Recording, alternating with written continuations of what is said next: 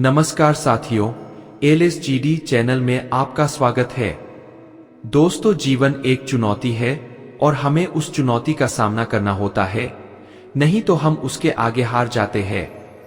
मित्र, आपका जीवन आपकी सोच के अनुसार बदलेगा, इसीलिए हमेशा सकारात्मक सोच रखिए। उस खूबसूरत पल के बारे में मत सोचिए, वह तो कल था, आप आज पर ध्यान दीजिए। बहुत समय पहले की बात है। एक महात्मा एक गांव से होकर गुजर रहे थे। उस गांव में एक तालाब था। महात्मा और उनके सभी शिष्य तालाब के पास आकर रुक गए। तभी वहां एक लड़का अपनी मां के साथ पानी भरने आया। उस लड़के की नजर महात्मा गुरु पर पड़ी। वह महात्मा को पहले से ही जानता था। उसे पता था कि महात्मा बहुत ज्ञानी है और वे सभी के प्रश्नों का उत्तर देते हैं। दोस्तों, वे सभी की समस्याओं का समाधान भी बताते हैं। वह उनके पास गया और बोला, मैं बहुत बड़ा कुछ करना चाहता हूं, लेकिन जब मैं कुछ करने का प्रयास करता हूं तो मैं उस कार्य को पूरा नहीं कर पाता हूं। मुझे समझ नहीं आता कि मैं कहाँ गलती कर रहा हूं। इसीलिए मैं आपसे यह प्रश्न पूछना चाहता हूं कि लक्ष्य प्राप्त करते समय ऐसी कौन कौन सी कठिनाइयों का सामना करना पड़ता है, जिनको पार करने के बाद ही कोई व्यक्ति सफल हो सकता है। महात्मा उस लड़के की ओर मुस्कुराते हुए बोले, जब तक तुम अपने लक्ष्य की ओर कदम नहीं बढ़ाते, तब तक सफलता से जुड़ा हर प्रश्न, हर उत्तर अधूरा है। दोस्तों, महात्मा ने इस उपदेश को समाप्त कर अपने सभी शिष्यों के साथ आगे की यात्रा जारी रखी। उस लड़के ने भी अपनी मां के साथ घर लौटने का निर्णय किया और घर वापस आ गया। अगले दिन जब वह लड़का अपनी मां के साथ तालाब पर पानी भरने आया तो उसने देखा कि कल तालाब में जो कमल की केवल कलियां थी, वे आज पूरी तरह से खिल चुकी थी। उसकी मां को इस पर यकीन नहीं हो रहा था। उसने अपनी मां से कहा, बेमौसम इतने सारे फूल एक साथ खिलना, ऐसी घटना तो मैंने आज तक नहीं देखी। यह सब महात्मा के यहाँ आने के कारण हुआ है, अर्थात यह उनका ही प्रभाव है। उस समय वह लड़का सोचने में खो गया। दोस्तों, उसने तुरंत ही तालाब से एक कमल का फूल तोड़ा और मन में यह सोचना शुरू किया कि यदि तालाब की यह खूबसूरती महात्मा के प्रभाव के कारण है, तो मुझे महात्मा से जरूर मिलना चाहिए। दोस्तों, शायद वे मुझे कुछ सीखने के लिए संकेत देना चाह रहे हैं। सोचते सोचते उसने तय कर लिया कि वह महात्मा से जरूर मिलेगा। और महात्मा की वह आवाज उसके मन में गूंज रही थी, तुम लक्ष्य की ओर कदम नहीं बढ़ाते, तब तक सफलता से जुड़ा हर प्रश्न, हर उत्तर अधूरा है।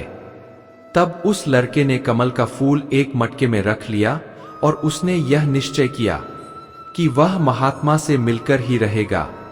उसके मन में जो भी प्रश्न थे, उनके उत्तर जानने का उसने निश्चय किया। उस लड़के ने तुरंत अपनी मां से कहा, मैं महात्मा से मिलने जा रहा हूं, वे बहुत दूर नहीं गए होंगे। अगर मैं जल्दी जल्दी चलूं तो एक दिन में ही मैं उन तक पहुंच जाऊंगा और एक दो दिन में मिलकर घर वापस आ जाऊंगा। उसकी मां ने उसे बहुत समझाने की कोशिश की, लेकिन वह लड़का नहीं माना और तुरंत ही सफर पर निकल पड़ा। वह मार्ग पर बहुत तेजी से चल रहा था। दोस्तों, बहुत कम समय में ही उसने अपने गांव को पार कर लिया। चलते चलते उसकी थकान बढ़ रही थी, जिससे उसकी रफ्तार कम होने लगी थी, लेकिन उसने हार नहीं मानी। धीरे धीरे चलता रहा और चलते चलते जंगल में पहुंच गया। जंगल को देखकर उसके मन में डर उत्पन्न हुआ। उसने सोचा, मैंने आज तक जंगल पार नहीं किया है और इस जंगल में कई जंगली जानवर भी हो सकते हैं। यदि मैं रास्ता भटक गया तो मैं महात्मा तक कभी नहीं पहुंच पाऊंगा, और यदि मैं किसी गलत रास्ते पर चला गया तो मुझे कम से कम एक दिन और लगेंगे। महात्मा तक पहुंचने के लिए अगर वे मुझसे बहुत आगे निकल जाते हैं तो मुझे बाकी रास्ते भी नहीं पता चल पाएंगे और फिर मैं उनसे कभी नहीं मिल पाऊंगा। वह लड़का इसी सोच विचार में डूबा हुआ था कि तभी उसने देखा कि उसी रास्ते से एक घोड़े की सवारी आ रही थी। दोस्तों, लड़के ने उस घुड़सवार से कहा, क्या तुम मुझे जंगल पार करवा दोगे? मुझे महात्मा से मिलना है और मुझे यह कमल उन्हें देना है। इस पर घुड़सवार ने कहा, मैं आपको जंगल पार नहीं करवा सकता, लेकिन मैं आपकी मदद कर सकता हूँ। यह कमल वाला मटका मैं महात्मा बुद्ध तक पहुँचा सकता हूँ। लड़के ने फिर सोचा और विचार किया, यदि मैं पैदल चलो तो बहुत समय लगेगा और शायद मैं महात्मा बुद्ध से मिल ना पाऊं। दोस्तों, लेकिन यदि मैं इस मटके को घुड़सवार को दे दूं तो वह बहुत जल्दी महात्मा तक पहुंचा देगा। इससे मेरा काम आसान हो जाएगा और मैं जो मन में चाहता हूं वह भी पूरा हो जाएगा। काफी समय सोच विचार करने के बाद उसने निर्णय लिया कि वह मटके वाला कमल घुड़सवार को दे देगा। वह उस मटके को घुड़सवार के हाथों सौंपने ही वाला था कि तभी उसे याद आया कि इस कमल को महात्मा तक पहुंचाने के पीछे उसका क्या उद्देश्य था और किस उद्देश्य से वह यह कमल महात्मा के पास ले जा रहा है।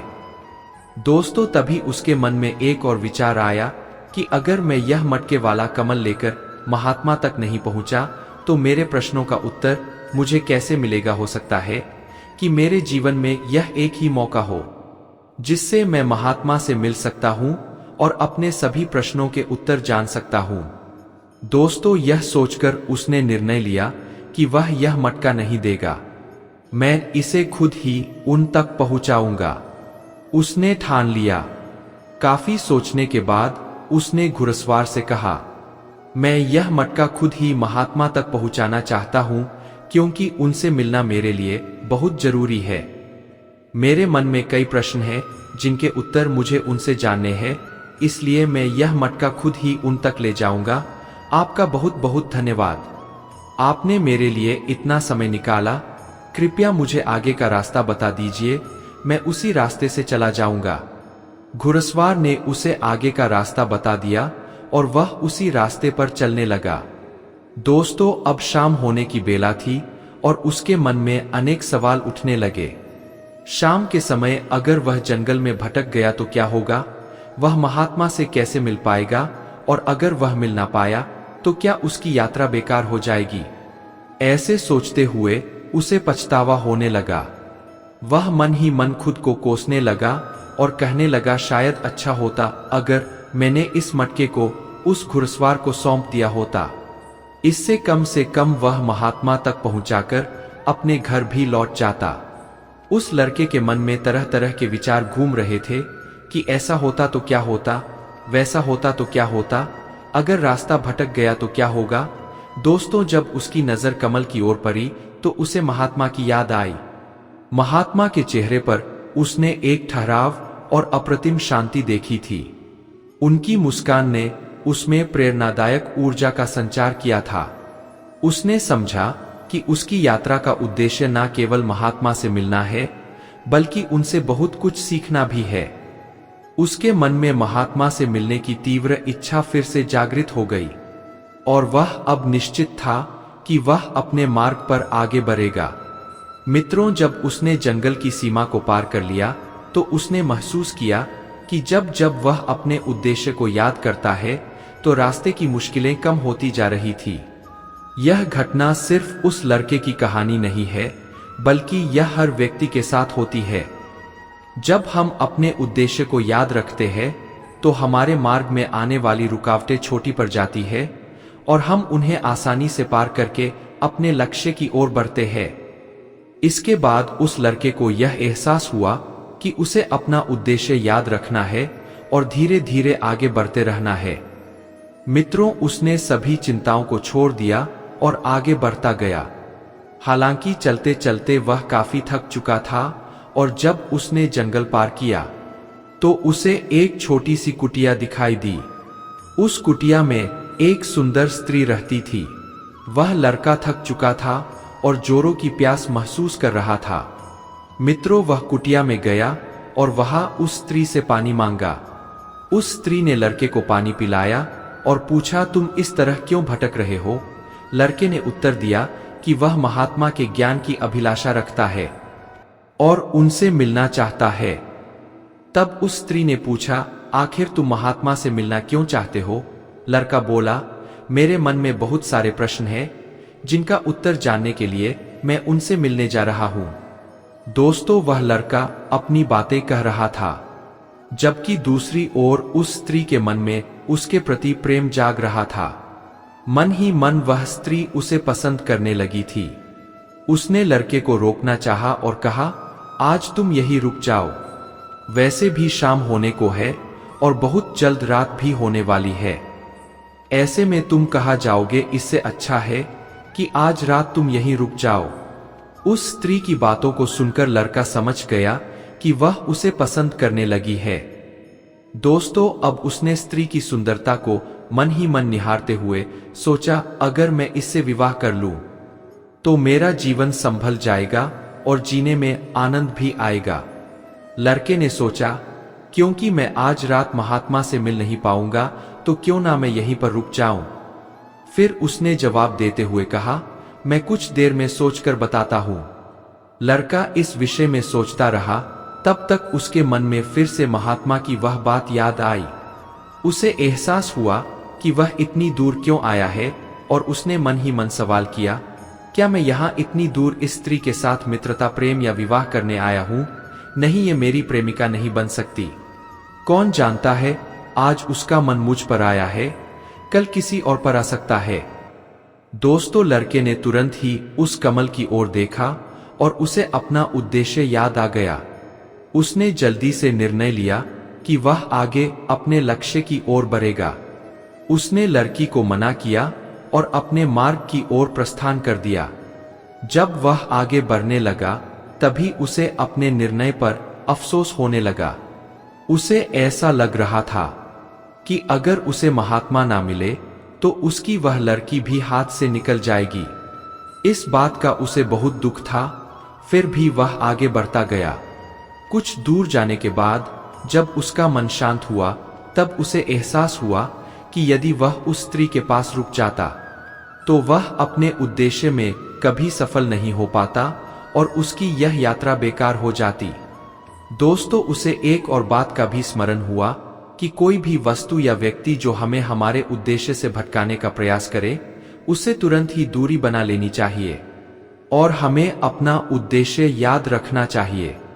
वह लड़का सोचते हुए आगे बढ़ रहा था कि तभी मार्ग में एक बुजुर्ग व्यक्ति से मिला। उसने बुजुर्ग से पूछा, बाबा, क्या आपने इस मार्ग से महात्मा को जाते हुए देखा है?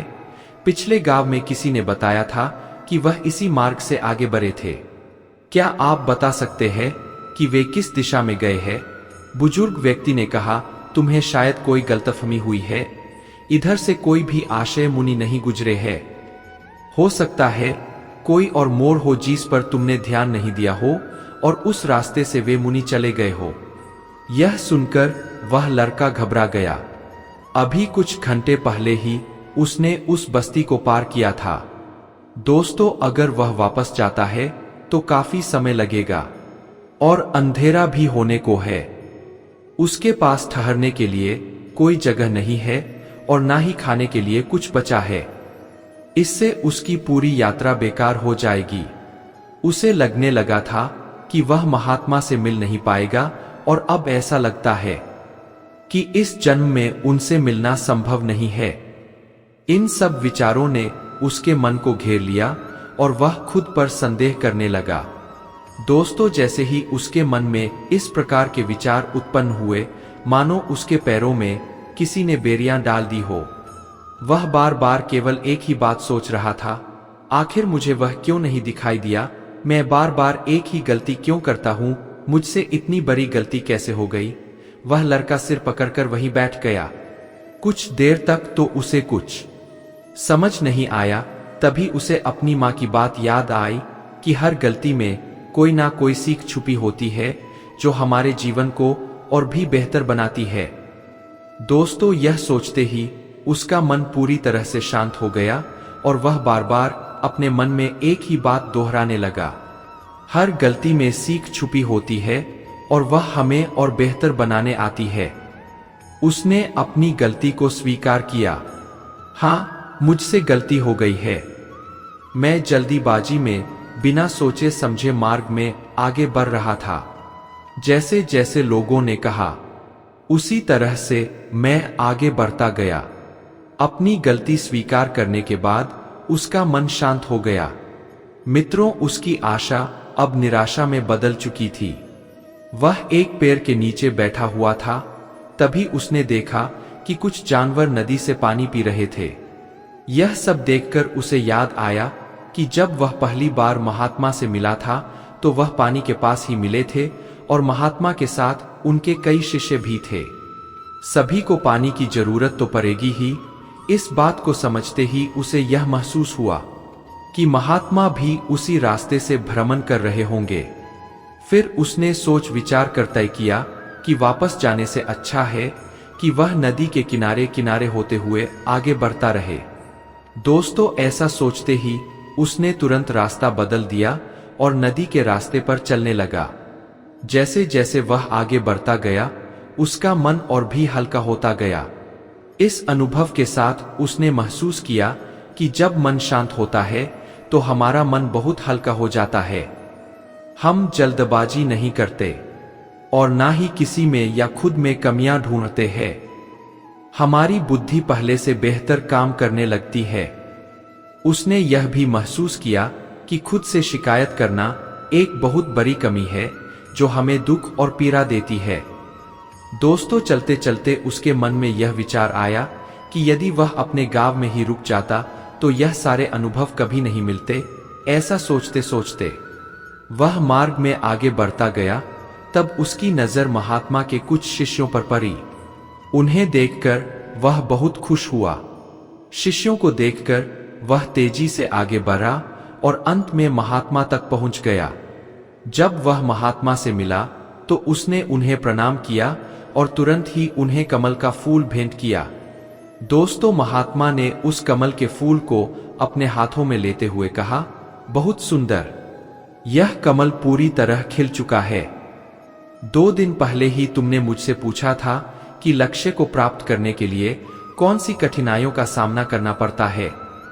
तुम्हारा यह धैर्य और मुस्कान देखकर लग रहा है कि तुमने रास्ते में बहुत सारे अनुभव इकट्ठा किए हैं और उन्हें अपने जीवन की पुस्तक में संजो कर रख लिया है। इस पर लड़के ने रास्ते में घटित सारी बातें महात्मा को बता दी। तब महात्मा बोले, तुम्हारे सारे सवालों का उत्तर दूंगा।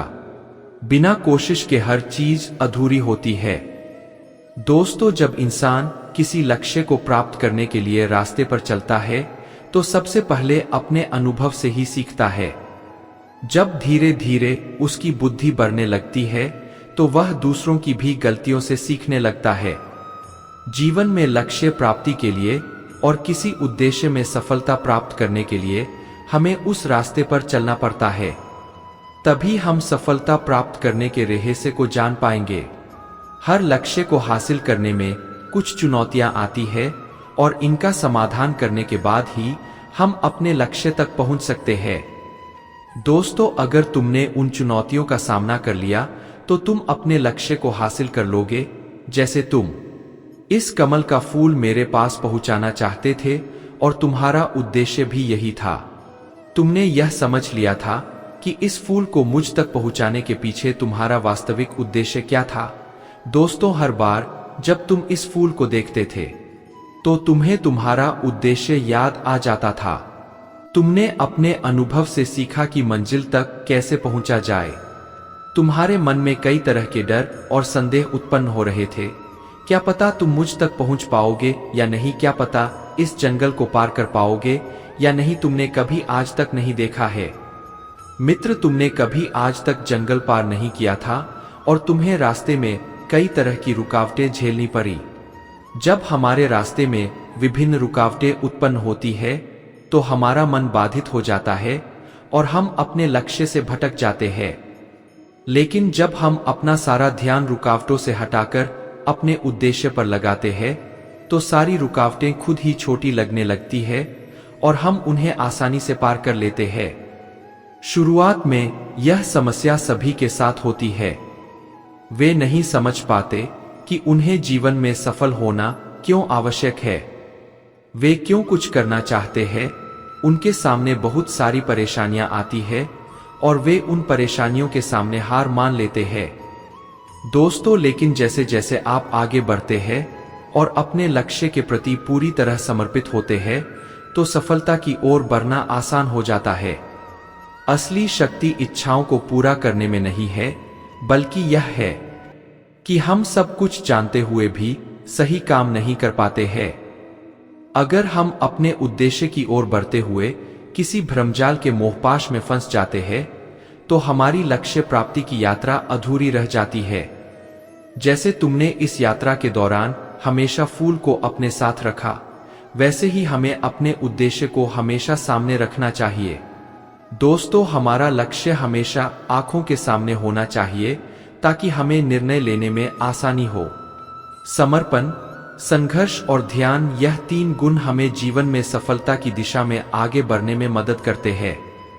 हमारे लक्ष्य को समझना, समर्पित रहना और हमेशा आंखों के सामने रखना हमारे उस मार्ग को प्रशस्त करता है जो हमें सफलता की ओर ले जाता है।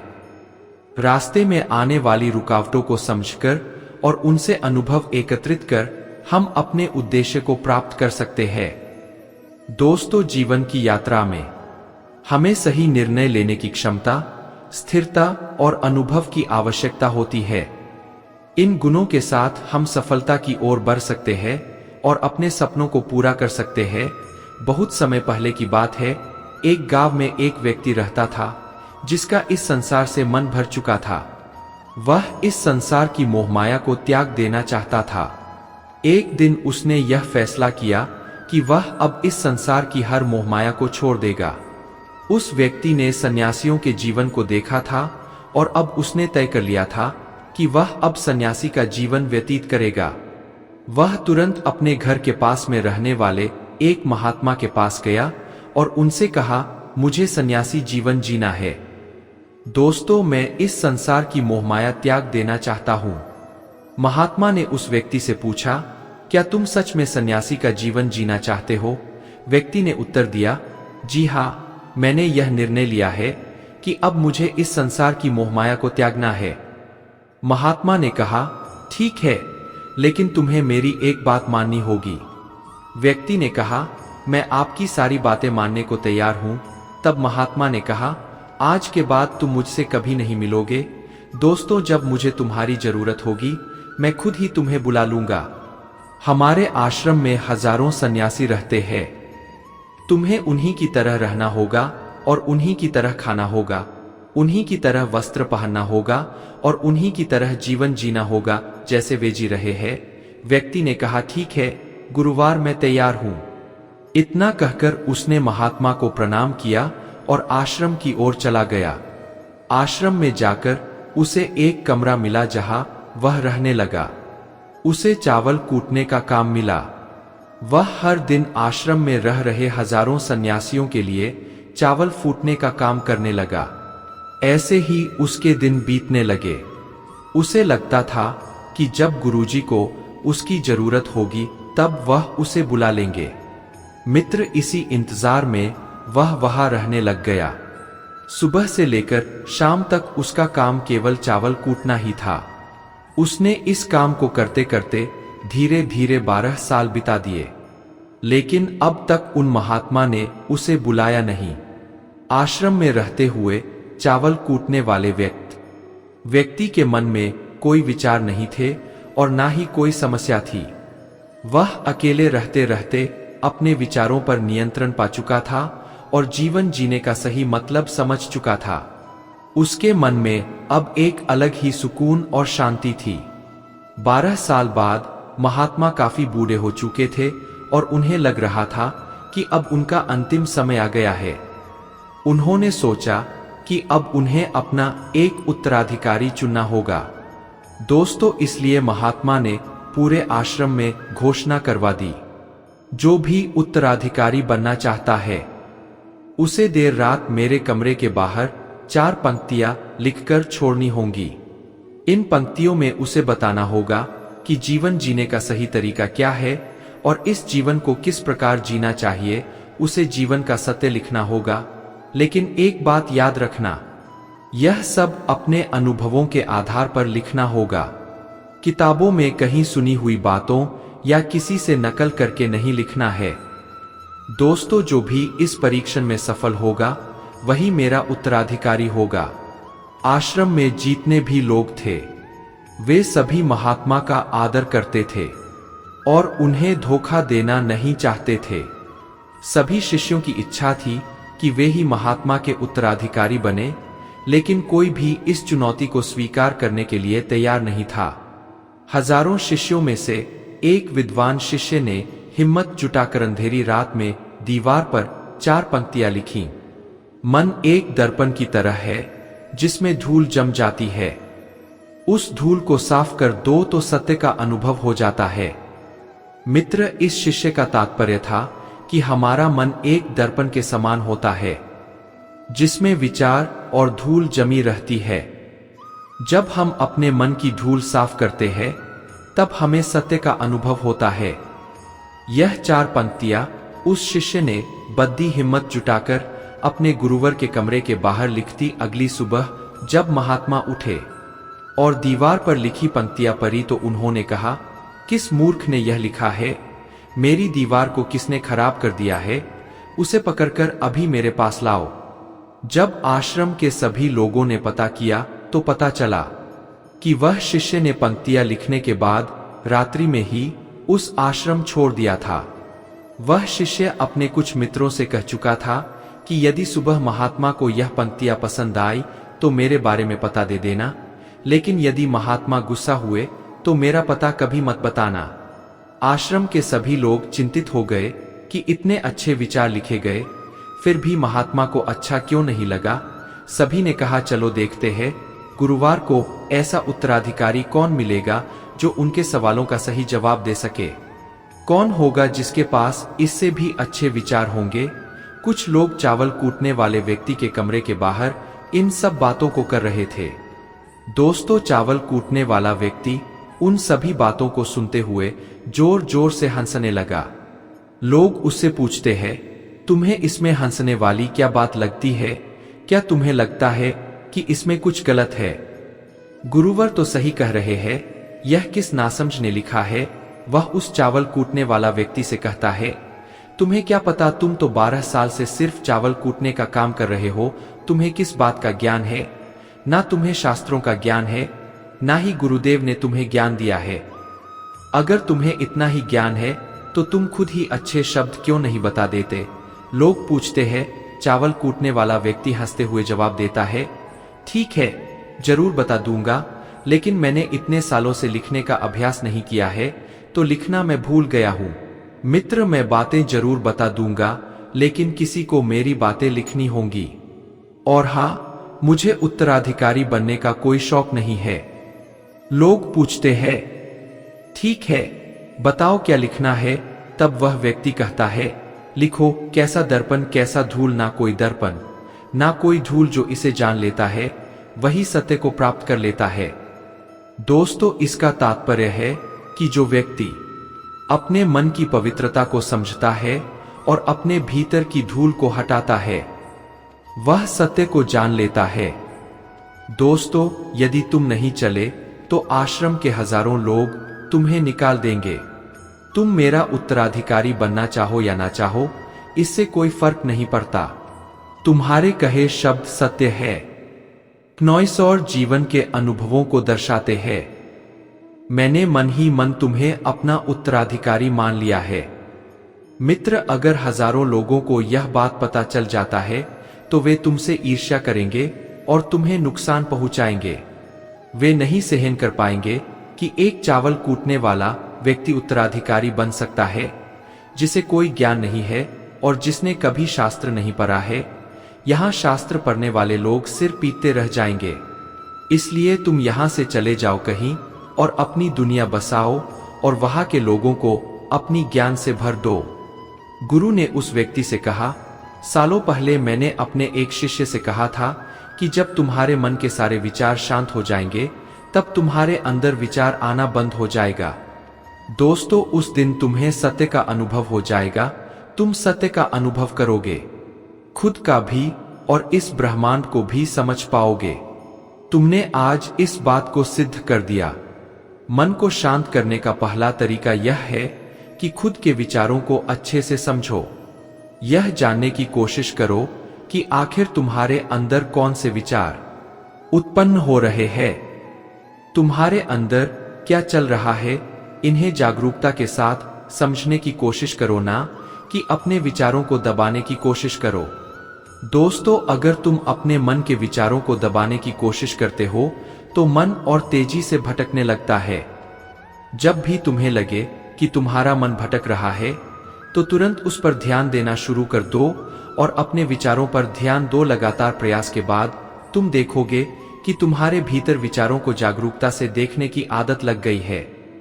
इसके साथ ही तुम यह भी देखोगे कि तुम्हारे मन में बुरे विचार अत्यधिक उत्पन्न हो रहे हैं। मित्रों, तुम्हारे मन में जो भी विचार उत्पन्न हो रहे हैं वे सकारात्मक भी हो सकते हैं और नकारात्मक भी। उनसे आपको कोई भी छेड़खानी नहीं करनी है, बस आपको अपने प्रयास पर काम करते रहना है। यह अगर आप निरंतर अभ्यास करते रहेंगे तो एक समय आएगा जब आप अपने विचारों को नियंत्रित करने में सफल हो जाएंगे। तब जाकर आपको असली सुकून और शांति प्राप्त होगी। तब आपको कोई भी चिंता आपको नहीं सताएगी, क्योंकि आपने खुद पर विजय प्राप्त कर ली होगी और अब आप अपने विचारों को नियंत्रित कर सकते हैं। आजकल की भागदौड़ भरी जिंदगी में हर व्यक्ति एक बेहतर जीवन की तलाश में है, लेकिन उनमें से कुछ ही लोग अपने लक्ष्यों को हासिल कर पाते हैं, जबकि ज्यादातर लोग अपने लक्ष्य तक पहुंच ही नहीं पाते हैं। दोस्तों, जब हम लक्ष्य की ओर कदम बढ़ाते हैं तो हमारे मन में तरह तरह के विचार उठने लगते हैं, जैसे कि क्या मैं इसे हासिल कर पाऊंगा या नहीं, इसमें बहुत समय लगेगा और मेरे पास इतना समय नहीं है, या अगर मैं असफल हो गया तो लोग क्या कहेंगे। बहुत समय पहले की बात है, एक सन्यासी जंगल के पास अपनी कुटिया बनाकर रहते थे। वे बहुत ही बुद्धिमान थे और कोई भी व्यक्ति उनके पास किसी भी समस्या को लेकर आता तो वे बड़ी बुद्धिमानी से उसका समाधान कर देते थे। एक दिन जब वे पास के गांव में भिक्षा मांगने के बाद वापस लौट रहे थे तो रास्ते में एक व्यक्ति ने दोस्तों उन्हें रोक लिया। उस व्यक्ति ने कहा, मैंने सुना है कि आप किसी भी समस्या का समाधान बुद्धिमानी से कर देते हैं, लेकिन मुझे इस पर जरा भी विश्वास नहीं है। अगर आप सच में सभी समस्याओं का समाधान कर सकते हैं तो क्या आप मेरी जटिल समस्या का समाधान कर पाएंगे। मैंने आपके बुद्धिमत्ता के कई किस्से सुने हैं, इसलिए मैं जानना चाहता हूं कि हमें किसी भी काम में असफलता की घबराहट क्यों होती है और हम अपने लक्ष्यों को बिना असफलता की घबराहट के कैसे प्राप्त कर सकते हैं। दोस्तों, सन्यासी मुस्कुराए और बोले, मैं तुम्हारे इस प्रश्न का उत्तर जरूर दूंगा और इसके साथ तुम्हारी सारी घबराहट भी दूर हो जाएगी, लेकिन इसके लिए तुम्हें मेरी कुटिया तक चलना होगा। व्यक्ति ने सन्यासी की बुद्धिमत्ता पर विश्वास जताया और कुटिया तक जाने के लिए तैयार हो गया। सन्यासी उसे जंगल में बनी अपनी कुटिया तक ले गए, लेकिन तब तक शाम हो चुकी थी और दोनों ने भोजन किया और सो गए। अगले दिन सन्यासी ने कहा, चलो आज तुम्हें मैं जंगल की सैर कराऊंगा, और वे दोनों जंगल की ओर निकल पड़े। कुछ समय बाद सन्यासी ने उस व्यक्ति को एक गुफा दिखाई और कहा, चलो तुम्हें इस गुफा की सैर कराता हूं। लड़के ने कहा, हाँ चलिए, मुझे भी इस जंगल की गुफा उनको देखने की काफी दिनों से इच्छा थी। दोस्तों, फिर दोनों गुफा के अंदर चले गए।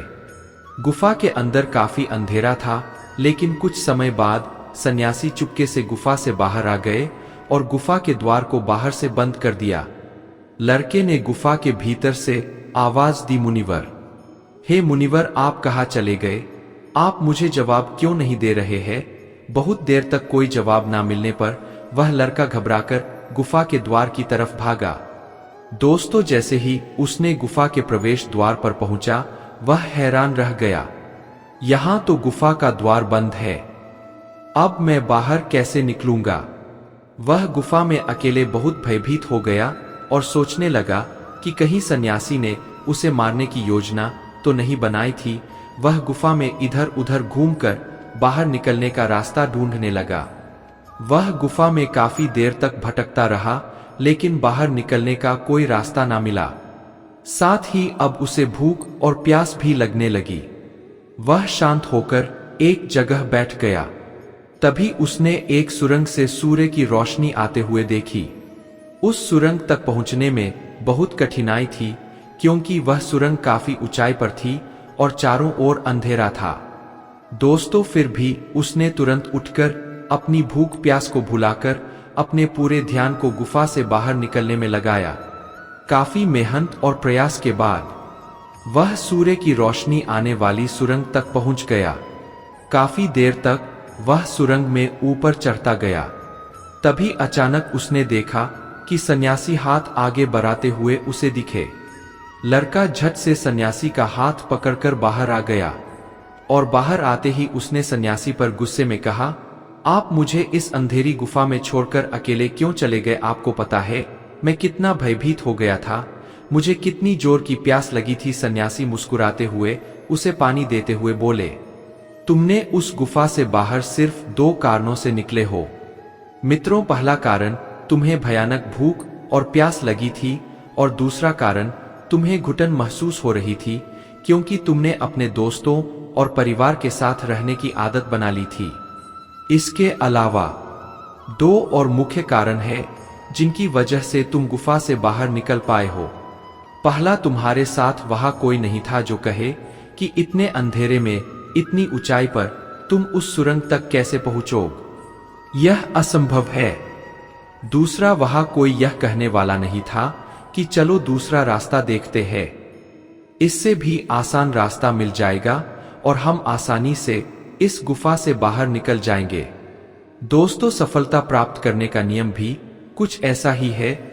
जब आप किसी लक्ष्य को प्राप्त करने की कोशिश करते हैं, आपको बहुत से लोग मिल जाते हैं जो सलाह देने के नाम पर केवल अड़चनें डालते हैं। यह लोग खुद तो कुछ खास नहीं कर पाए, लेकिन आपको बताते हैं कि यह मत करो, वह मत करो, तुमसे यह नहीं हो पाएगा। वे आपके दिमाग को भटकाकर चले जाते हैं और आपको खुद पर संदेह होने लगता है, जिससे आपका आत्मविश्वास डगमगाने लगता है।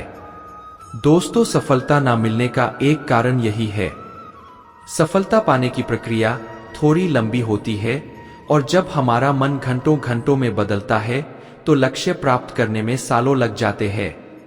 जब हमारा मन बदल जाता है तो हम उस रास्ते को छोड़कर अलग अलग रास्ते अपनाने लगते हैं। परेशानियां हमें तभी दिखती है जब हमारा ध्यान हमारे लक्ष्य पर नहीं होता है।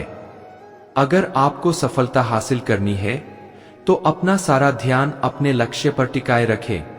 मुनिवर की इन बातों को सुनकर उस व्यक्ति की आंखें खुल गई और उसने कहा, आप सच में बहुत बुद्धिमान हैं मित्र। मैं वादा करता हूं कि मैं आपकी बताई हुई बातों को अपने जीवन में जरूर अपनाऊंगा। आदमी की कीमत अंदाजे से नहीं लगाई जा सकती। ठहरे हुए दरिया अक्सर गहरे होते हैं। कांटों की तो फितरत ही चुभना होती है। गलती तो आपकी है कि आपने संभल कर नहीं चला। दोस्तों, जीवन में जो कुछ भी होता है किसी ना किसी वजह से होता है। उस पल में जीवन आपको या तो बनाकर ले जाता है या फिर कुछ सिखाकर हमेशा जिंदा रहो, क्योंकि मृत्यु तो सबके पास आती है, लेकिन जीने का तरीका खुद बनाना होता है। मित्रों, अपना जीवन वही बेहतर बना पाता है जो दूसरों की सुनने की बजाय अपनी सुनता है और अपने भविष्य को खुद बनाता है। जीवन एक अनंत संघर्ष है और हमारी खुद की मजबूरियां ही हमें अपनी मंजिल की ओर ले जाती है। व्यक्ति नहीं, उसका वक्त बोलता है। दोस्तों, हार जीत, लाभ हानि और सुख दुखों को समान समझकर युद्ध के लिए तैयार हो जा। इस प्रकार युद्ध करने से तू पाप को नहीं प्राप्त होगा।